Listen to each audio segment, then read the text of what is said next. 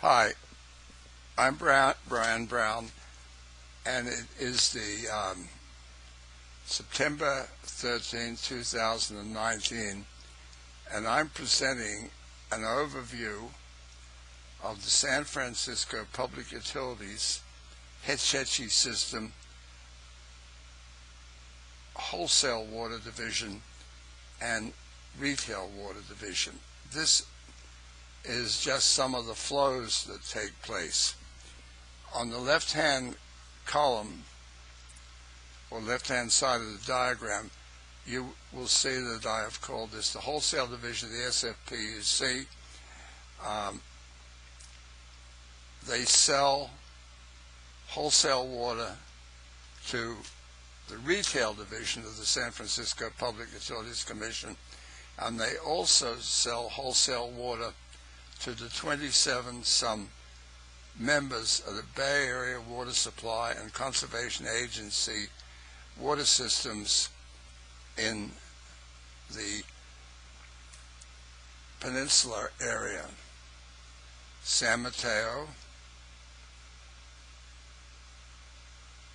Alameda, and San Jose counties. Now, I've made a note: wholesale allocation and rates. That's what we're looking at. It's more politics than math. Zero econometrics, or as I perceived it, zero equity in the most recent water sales agreement of 2009. Theoretically, they use the revenue requirements approach to rate making. Simply put, this means they project out cost, present and future costs, and then they develop present and future revenues to cover those costs. And that's called revenue requirement approach, because the revenues must equal reasonable and allowable costs. On the left-hand side of the diagram, there are three types of costs: operation and maintenance, debt service, and other costs. And the word reasonable is in front of all of them, describes them. This comes from the beginning of the utility system in the United States, where there was concern that large industries would gouge the consumers, and thus it became an objective to allow them to set rates, but that the costs they put into those rates could only be reasonable. Anyway, so the wholesale rates and conditions of service, often called tariffs together, are negotiated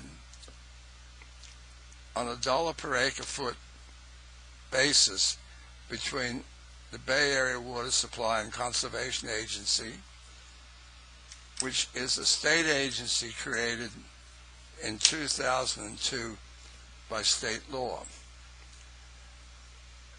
Theoretically, these negotiators use the revenue requirement approach, both in their first negotiation in 1984, which was then conducted on the behalf of the Peninsula customers by Bay Area Water Users Association, and then in 2009 by the recently created state agency, Bay Area Water Supply and Conservation Agency. These agreements were negotiated in 2008, leading up to April 2009, when the new agreement was signed. Parenthetically, I should mention that as a member of the Revenue Bond Oversight Committee, which was created by the Mayor's Infrastructure Task Force to oversee how revenue bond monies was spent or would be spent, was not permitted to attend these meetings, even though in creating the Revenue Bond Oversight Committee, and I had a lot to do with this particular attribute, we put Basker on that committee. In other words, we put them on a city committee because they are such a large part of our water life, so to speak. Anyway, as you can see, there's an arrow with H2O, or water, pointing to where we sell the water. We sell it to these wholesale customers, and we sell it to the San Francisco Public Utilities Retail Division. And for the period between the two water agreements of 1985 and 2009, San Francisco used on average 89 million gallons a day, and the wholesale customers used approximately 163 million gallons of water a day. While it's not on this flow diagram, it is worth mentioning that this contract, negotiated contract, increased the average amount of water that the peninsula customers would receive, would get it ad infinitum. It was a commitment from the average they were receiving, the annual average of 163. They were given an entitlement of 184 million gallons a day, and San Francisco was cut back from its 89 plus million average million gallons a day to 77 million gallons a day from the Hetchy system. And the Hetchy system was then defined as the water that was uplifted from the Tuolumne River. That's approximately 85% of all Hetchy system water, and local catchment areas and their dams. San Francisco was cut back to 77 million gallons a day, and it had to increase its allotment by blending in recovered groundwater, the west side aquifer. And this water from the aquifer is based upon 2009 costs, was considerably more expensive, and many believe nowhere near as pure. So if you see at the bottom of the sell to wholesale customers Basker box, there's an arrow that goes down sales, and it's the dollar signs there. If you follow that arrow around, it comes back into supplying the revenues for the costs. And that's sort of like the dog chasing the tail way that the revenue requirement approach works in most municipalities in California and largely throughout the U.S. So this water, this wholesale water, is then sold to the peninsula, and it's also sold to the San Francisco Retail Division, which has as regulated the San Francisco Public Utilities Commission, or Commission. Now, this may be confusing.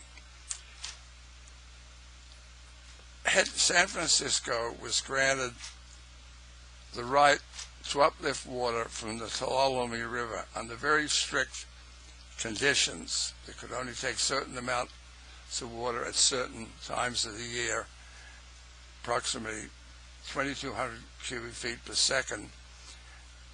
If the water was flowing at 2,200 feet per second at LaGrange, up till April 15th, and for the next 60 days, the water had to be flowing at over 4,000 cubic feet per second before we could touch it. Also, there was another restriction. We couldn't take any water unless the two large irrigation districts that also tapped into the Tuolumne River was satisfied, and that's the Turlock and Modesto systems. Anyway, cross over to the other side of the red double arrow, and we talk about the retail division of the San Francisco Public Utilities Commission.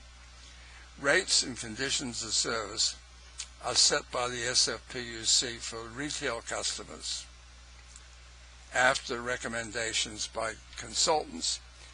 My research showed that the consultants basically do the heavy lifting on rate making, and they have failed in the last two major rate cases in the test years of 2014 and 2018 to impute demand elasticities.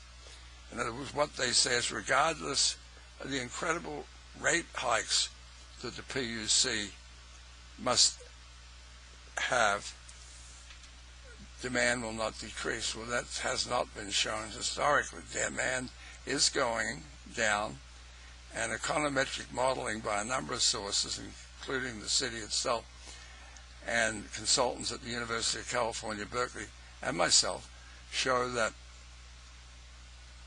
both wholesale and retail water is impacted by rate increases. Anyway, it's the same costs go into the model on the retail division: operation and maintenance, debt service costs, and reasonable other costs. And that could be other small costs that it may be argued they could be put under O&M, but that's not the purpose. But it probably is best to have a separate box. Now, they set their rates and conditions of service using this approach. Now, there's two major components which are shown on the retail side, under reasonable operation and maintenance and reasonable debt service, and it's also shown on the retail side. They do it the same way, basically, although it is clear from an understanding, and I'll discuss this in a later lecture, that the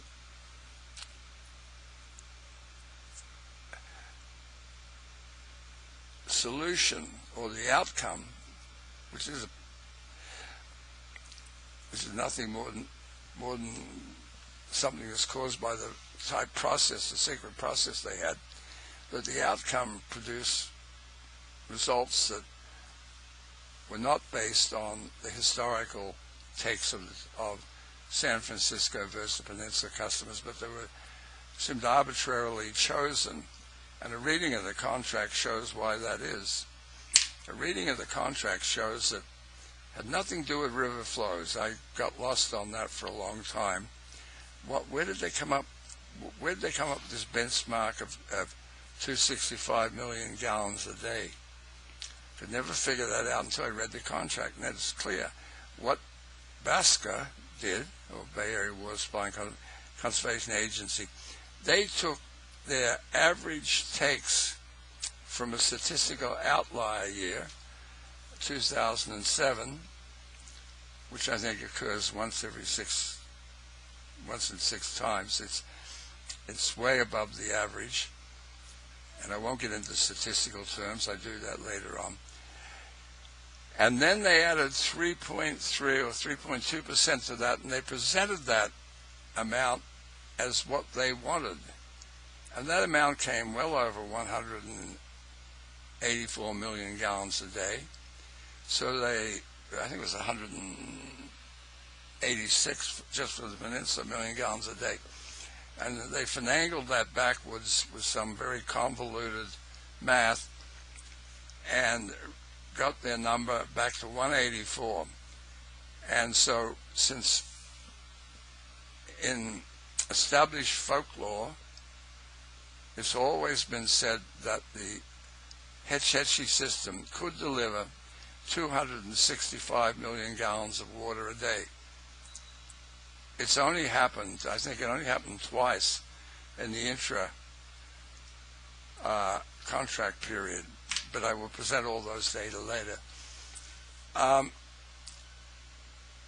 So where that number came from, I don't know. I think it was a safe harbor so that the peninsula could get an allocation of 184 million gallons a day, ad infinitum, by the way, in the contract, and that San Francisco would be cut back to 77 million gallons a day from the actual Hetchy system. That's the Tuolumne River sources and the local water dam sources, watersheds, and that we would have to replace it with 4 million gallons a day of more expensive and, as I said, probabilistic, less pure recycled water. Anyway, so going back to the retail side, SFPUC sets the rates and conditions of service theoretically. As I said, the consultants do most of this, and it was not done using any type of econometric analysis to measure demand elasticities or the income of increasing incomes or property values or population. It just basically was an arbitrary approach. Their first approach was simply to say that the service area would grow by 0.5, half of 1% a year. Conservation would cause a decrease of 0.25% a year, and price demand would cause another decrease. You add these together and they balance out to zero, and that was their rationale for not allowing demand to be sensitive, water demand to be sensitive to prices. Anyway, continuing on, the San Francisco Public Utilities Commission has 3 customer classes: actually 4. Single-family dwellings, multi-family dwellings, and commercial customers, and they have some other customers, some up in the Hetchy Valley where the dam is, and scattered around that they supply. And from these customers, those who pay rates, they sell the water and they get dollars. And if you follow that arrow around, it goes back to providing the cost, the money to pay the cost. And that's sort of like the cat. No, that's not a good example. Cat chasing its tail or dog chasing its tail. That is sort of actually an interesting side analysis of the revenue requirement approach. Now, if you look at both the revenue rate making inputs, you'll see there they have a concept called debt service for wholesale and debt service for retail. O&M is quite stable, but debt service is a wild card. The San Francisco Public Utilities Commission in 2002 was given permission to issue unlimited revenue bonds subject only to the oversight of the Board of Supervisors, and also the Mayor's task was put on the ballot the Revenue Bond Oversight Committee, which was supposed to provide oversight. And as a member, I can say during my period, nearly, that it provided no oversight. It basically was a rubber stamp for anything the SFPUC wanted. They got from this committee. And at one point I went out and with another member of with two other members of the contracts working group, we were supposed to do this. We got UC Berkeley, multidisciplinary, economics, engineering students were going to do their PhDs and so forth. They came back and forth and provided thousands of dollars, or maybe even hundreds of thousands of dollars of help. We gave them a lot of data. It was a done deal. And the day we were to sign, the then chair, supported by the next chair, made that contract disappear. No apology, nothing, just disappear. And I had to call up as a member and apologize to these wonderful people at, what's going on here, at UCLA and UC Berkeley with great mud on my face. And that contract was simply going to ask, can they do this $4.8 billion WSIP water supply improvement program on time and on budget? Apparently that wasn't a question they wanted being asked and answered. So that brings us up to another interesting things being shown, item being shown on this diagram. Reasonable debt services in both sides for retail rate making and for wholesale rate making. Retail debt service before the 2009 agreement used to be based on what they called the utility approach. In other words, they would add up all the investments made in the system, subtract accumulated depreciation, and they would call that rate base. So the offsets of depreciation were taken annually, but the rate base would be the basis for allowing a return on investment. And it would be the weighted average cost of external borrowing and internal capital you borrowed from yourself.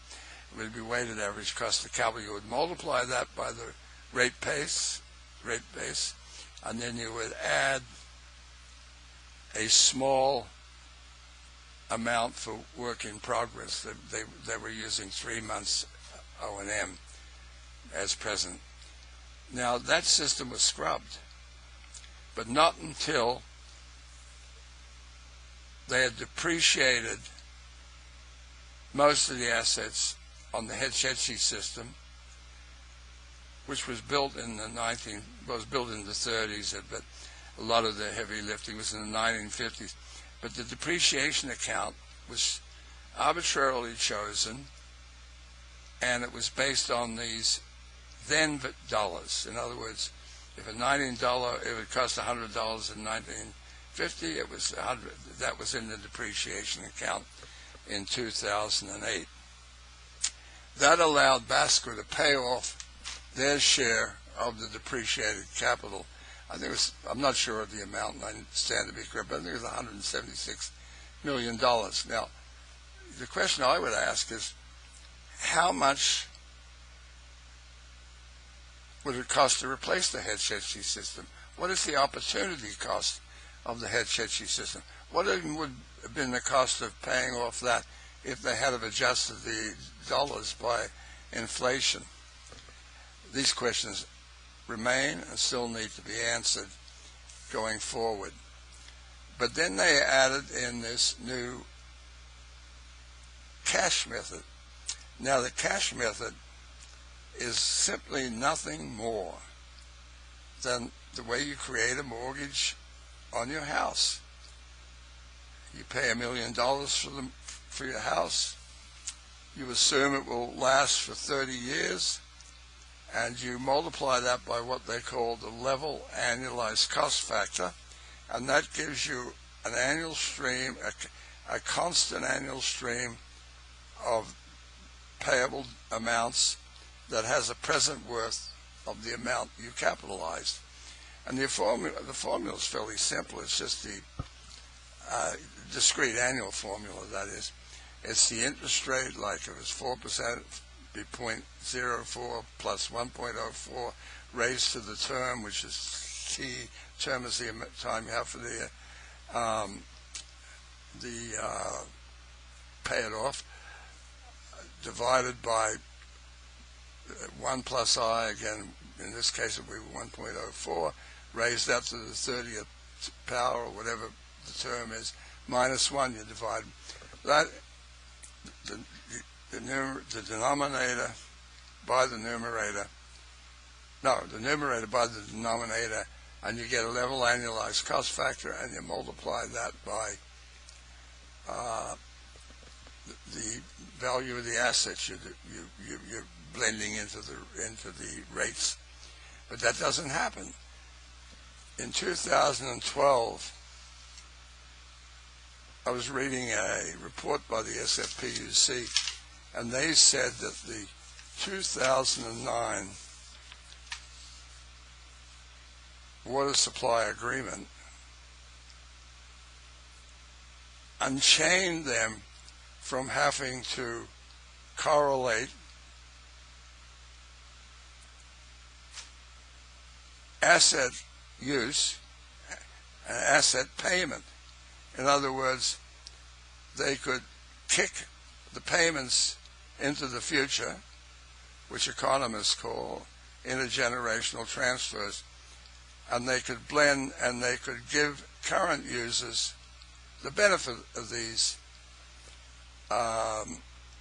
facilities.